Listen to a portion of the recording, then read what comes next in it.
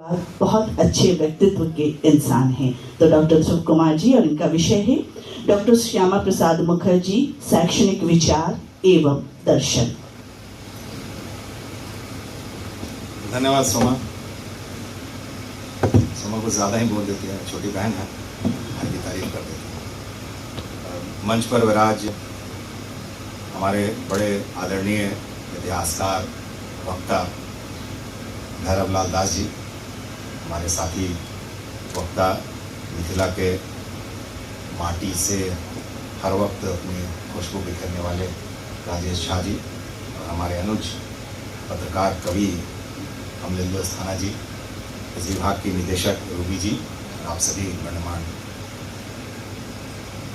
बात जहाँ से राजेश जी और अमलेंद्र जी ने ख़त्म की वहीं से शुरू करता हूँ। ना तो मैं कवि हूँ, ना शोधार्थी, शिक्षक हूँ, तो पॉइंट वाइज अपनी बात रखने की कोशिश करता हूँ। सीधे सीधे ये कहना चाहता हूँ कि हम सब उन्हें आज इन्हें जन्म जयंती पे याद कर रहे हैं और इनका व्यक्तित्व जिस तरह से हमारे सामने आ रहा है, ऐसा नहीं है कि आज उनका व्यक्तित्व बना हो गया, वो वैसे ही थे, उनके कार्य नहीं बदले, सब वैसे ही थे। ये हमारा दुर्भाग्य है, हमारी पीढ़ी का, नई पीढ़ी का, कि उन पर हमने फोकस नहीं किया, चाहे जिन कारणों से नहीं किया या न करने दिया गया, लेकिन उनके कार्य आज भी उतने महान हैं, उस वक्त भी थे। उन्हें मालूम था कि नेहरू उन्हें नहीं आने देंगे कश्मीर से, विरोध करते थे। इस देश में दो लोग ऐसे हुए जो नेहरू की खुलकर विरोध करते थे। संयोग से दोनों मंत्रिमंडल में थे, यहीं कहे तीन लोग थे, तीनों मंत्रिमंडल से। श्यामा प्रसाद मुखर्जी भी वैसे ही व्यक्ति थे जो उनके मंत्रिमंडल में थे, लेकिन उन्होंने उनकी नीतियों का विरोध करते हुए अपने को बाहर कर लिया, तो अपनी राजनीतिक शक्ति का परिचय भी दिया। कई सांसदों और विधायकों को मिलकर अलग फोरम बनाया। कहने के लिए पर्याप्त है कि उनके काम उस वक्त भी ऐतिहासिक थे।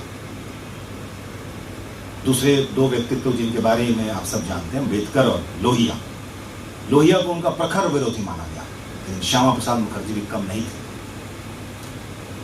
उन्हें मालूम था कि कश्मीर से वो नहीं लौटेंगे, और वैसे ही लोगों के लिए बनाई गई थी परमिट व्यवस्था, कश्मीर वही जाए इसको भारत सरकार परमिशन दे। धारा 370 का विरोध करते थे और उनकी मृत्यु स्वाभाविक मृत्यु नहीं थी, वो शहादत थी।